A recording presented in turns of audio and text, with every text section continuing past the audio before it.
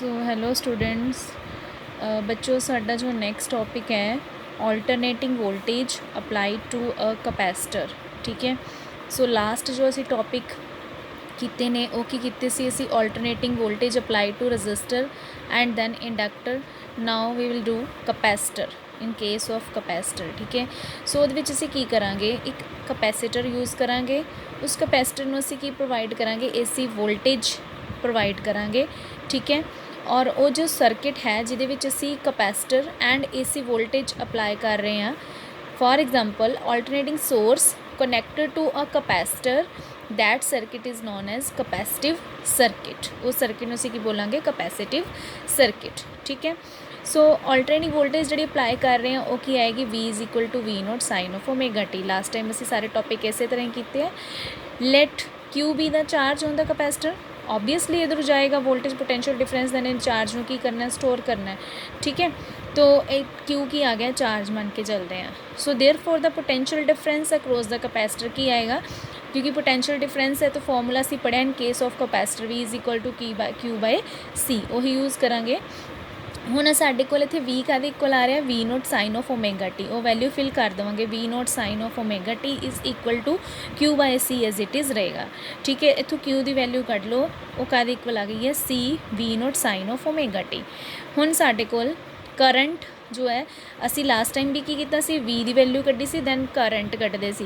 Current जां तो lead करता है जां फिर लैग बिहाइंड होंदा है। ठीक है।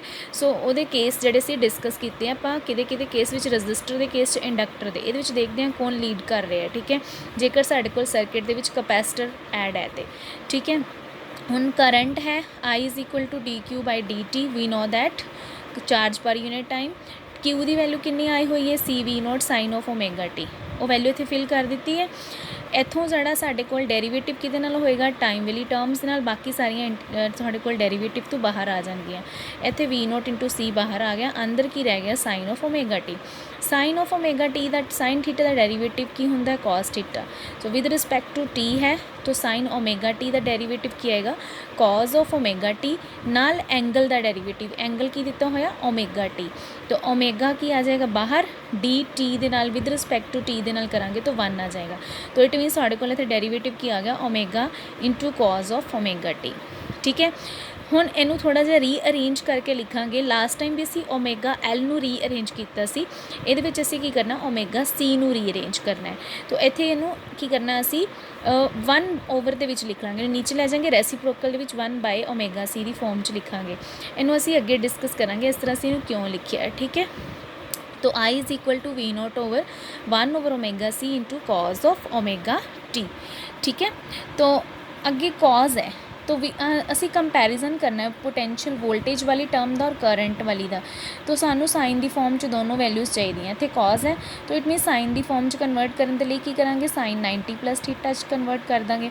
तो ओमेगा टी में असी की लिख सकते हैं, omega t plus pi by 2। ठीक है। मतलब sine omega t sine 90 plus theta is equal to cos theta. ठीक है। तो जेकर तुसी बेटा ए वाला टॉपिक नू पिछले वाले टॉपिक नाल कंपेयर करके चलोगे, ज़्यादा अच्छी तरह नाल तुहानू समझ आ जाएगा। ठीक है। तो ये की बन जाएगा तुहाडे कोल sine I is equal to, इनू तुसी बेटा आई नॉट लै लो, I naught is the maximum current, I is equal to I naught sine of omega t plus pi by 2, where I naught is equal to V naught over 1 by omega C. इनू असी discuss करते हैं a term क्यों use की है। हुण दोनों terms नू कंपेयर करांगे, V is equal to V naught sine of omega t voltage वाली नू एंड करंट वाली नू। तो वी विल सी दैट कि there is a phase difference, and phase difference कितना है, how much is this, there is a pi by 2 because there is a omega t and there is a omega t plus pi by 2। ठीक है। So that's why there is a phase difference between these two terms, that is the pi by 2। तो it मीनस pi by 2 किहदे विच लग रहा add हो रहा current they which, it means current ने की करना है, लीड करना है। ठीक है। तो अगर तुसी पिछला इंडक्टर वाले नाल तुसी इनू कंपेयर करते हो तो कौन लीड कर रहा सी, वोल्टेज। ये हुण कौन लीड कर रहा, करंट लीड कर रहा, because there is a phase difference that is the pi by 2 between these and there is addition of pi by 2, it means current की करेगा, लीड करेगा। सो करंट लीड द EMF भी बोल सकते हैं, पोटेंशियल भी बोल सकते हैं by the angle pi by 2। ठीक है। ਨੈਕਸਟ ਇਹਦੀਆਂ ਆਪਾਂ ਫੇਜ਼ਰ ਡਾਇਗਰਾਮਸ ਡਰਾ ਕਰਾਂਗੇ, ਠੀਕ ਹੈ। ਤੋ ਫੇਜ਼ਰ ਤੁਹਾਨੂੰ ਪਤਾ ਹੀ ਹੈ, ਫੇਜ਼ਰ ਡਰਾ ਕਰਨੇ ਆ ਪੋਟੈਂਸ਼ੀਅਲ ਦਾ ਅਲੱਗ ਲੋ, ਕਰੰਟ ਦਾ ਅਲੱਗ। ਇਹਨਾਂ ਨੇ ਘੁੰਮਣਾ, ਇਹਨਾਂ ਨੇ ਘੁੰਮ ਕੇ ਇੱਕ ਵੇਵ ਰਿਪਰਜੈਂਟ ਕਰਨੀ ਹੈ, ਠੀਕ ਹੈ। ਉਹ ਵੇਵ ਅਸੀਂ ਡਰਾ ਕਰਨੀ ਹੁੰਦੀ ਹੈ।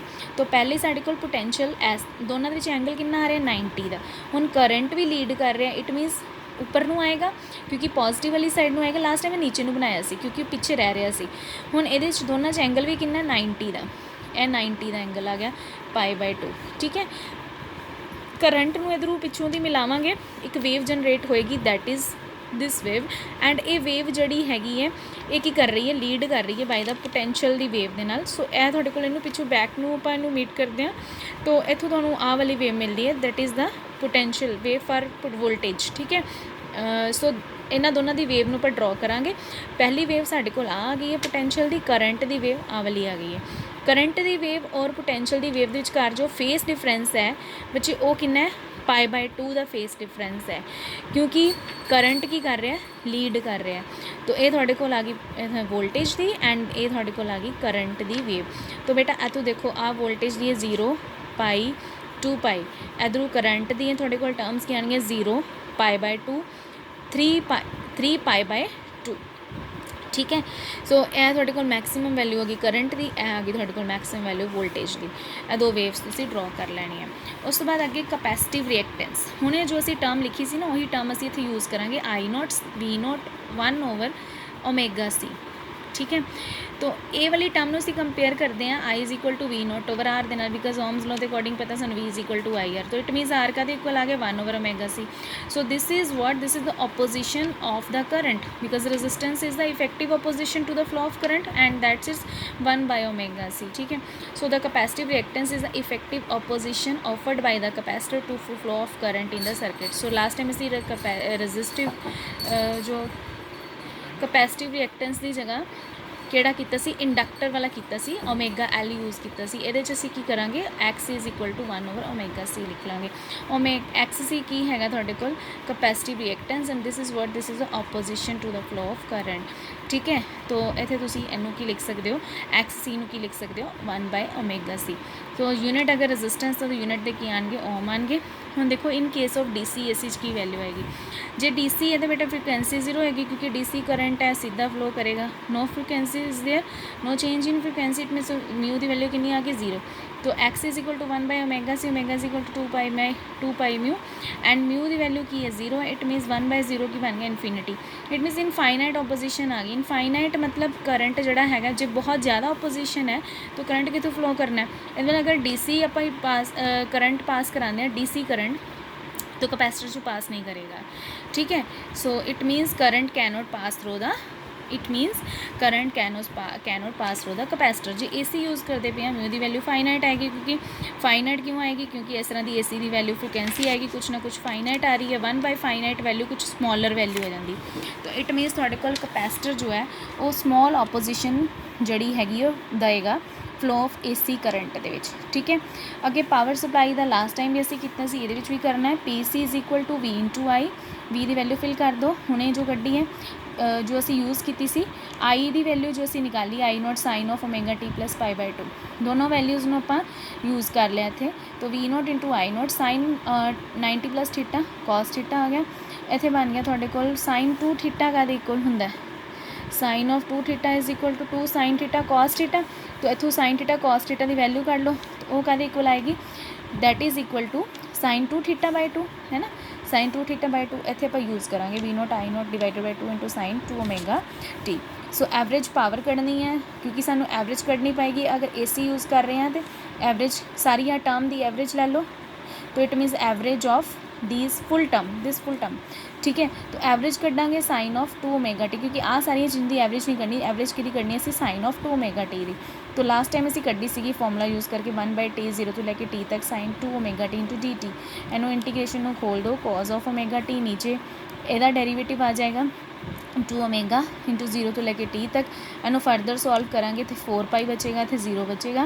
एंड cos 4π की वैल्यू की होंगी है 1, एंड 0 की भी 1 होंगी है। टोटल जी एवरेज पावर है कदे इक्वल आ जाएगी 0 के। सेम टॉपिक है जो असी इंडक्टर वाला एंड जड़ा रजिस्टर वाला किया। प्लीज़ उन्होंने कंपेयर करके करोगे तो ज़्यादा क्लीयर होएगा। Thank you.